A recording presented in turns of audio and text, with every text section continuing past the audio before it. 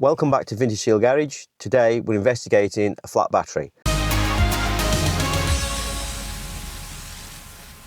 So today I'm investigating a flat battery on my daughter's car. This can seem quite a simple activity really. The battery goes flat, the car doesn't start. It's winter now and this is when batteries do fail, and they fail for two reasons. One is it's the composite makeup of the battery.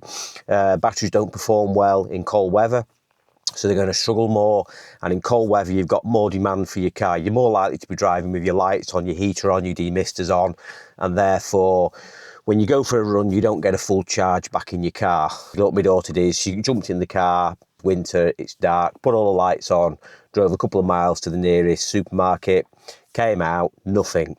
All the lights are on, radio's working, nothing, just some strange sounds inside, which were probably the servos in the motors and the heaters and all the rest of it, and it just wouldn't even try to fire.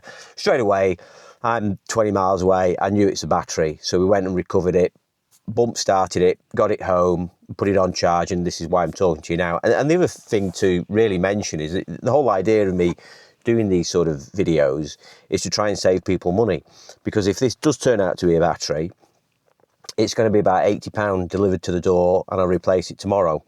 Whereas, I dare say, a flat battery for some people with no car knowledge, if you're on your own or something, it could end up quite expensive, because first of all, you need a recovery. Someone's going to have to recover you to the garage. They're going to look at it. They're probably going to tell you it needs a battery, an alternator and a few other bits and pieces. And before you know it, you've probably got a bill of £400.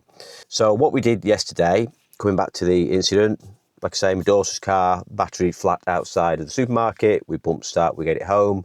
I put it on charge for about 6 hours last night. Come to it this morning to have a look at it. I haven't even tried starting it, so I thought we'll just have a look at it and I'll show you the volts. Now, that's something else to consider. When you've got a voltmeter, batteries are 12 volts, nominally 12 volts. So if you put a voltmeter on and you read, 12, 12.1, 12, just under 12, you probably think, well, it's 12 volts, that's good. How can it be flat? The battery doesn't go flat. It loses the amperage of the battery, which is the power behind the battery. It doesn't really lose the volts. So it's not going to be like you come to it and it's 0 volts. It could read low 12s, or sort of, if it gets below 12 and it's like 11 point something, it's going to be failure. And I'll insert a little chart which shows you something like 12.7 is a fully charged battery, and 11.8 is an exhausted battery. So this has been on charge last night. So we're going to go and measure the voltage on it now and see what it's reading. Okay, so we're going to read the voltage on the battery now using a simple voltmeter here. Just having a look at the battery here. I'm looking at the terminals. They look a bit dirty. Not corroded or anything like that. They're just dirty. There's a lot of dirt on the battery. It's also got a Ford badge on, which makes me think this is the original battery. Now, this car is 10 years old. We bought it when it was about 7 years old, so 3 years ago. Had a blown engine with a wet belt. That's another story. Putting your engine in, there's lots of videos online you can watch where I DIY fitted a Recon engine in it, which saved myself a small fortune, because I probably got it on the road with a Recon engine in, new clutch, for less than I could buy one off a forecourt at the time with an unknown engine. So we did well, but the battery I didn't replace, and I know I didn't, because if I'd done it, I'd have got an aftermarket battery one, not one with a Ford label on. So I'm suspecting this is the original battery. So 10 years old is pretty old for a battery. So we've been on charge last night on a 6 amp charger for about 6 hours, so we should have got something in it, but we've got no load on the battery. So if I just go through this now and we have a look, if I so you put one on the positive, put that on the negative. I'm reading there now. Let's see if I can get that in a position where you can read that.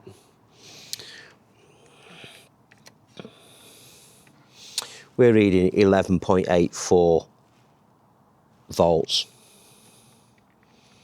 So that's pretty low, really. Casual observer, you'd think, well, it's nearly 12 volts. We're there, we've got volts.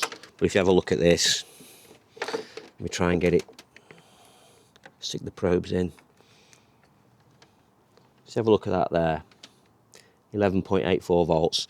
Now that's pretty low. If you take a look at this, this is the sort of thing we're looking at here. This is just a little table online, and what we're saying, this is no load. It's virtually no load. There's probably some parasitic ECUs, body control management units on, but you can see there, yeah, so we're down at about 11.79 volts. So I'd say we're pretty low on the voltage. We should really be up near like 12.4, 12.7. I suspect it's not actually even going to start. What I want it to do is I want it to be able to start, because the next test I want to do is to just actually see if the volts, once it's running, should go up to about 13.5, if not more, and that proves the alternator's okay, because we could have two problems here. Or we could have an alternative problem, I should say, in that it's not the battery and it's the alternator that's not putting charge into it. So I want to eliminate that first before I buy a new battery. So let's see if we can crank it and it's going to start.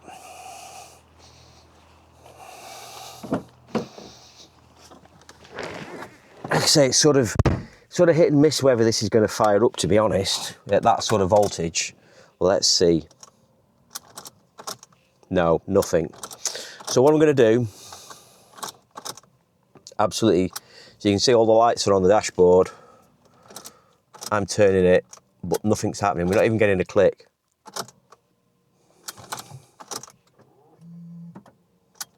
Oh, you can just hear that then, listen. You can hear it try.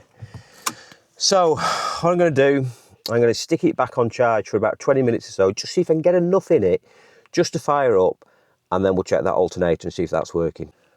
Had the battery on charge for about 20 minutes or so now, so let's see if we can get it to start. Yep, we've got it started. So what I want to do now is go and see what voltage we've got on the battery, because this will prove if the alternator is working or not. So now we've got the car running, we're just going to check to see if the alternator is working all right, and what we're looking for really is over 13 volts to show that the alternator is putting some current back into the battery.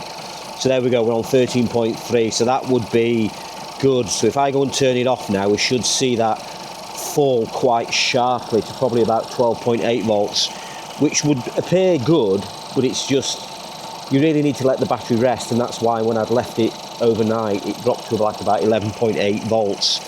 So we'll just take that down now.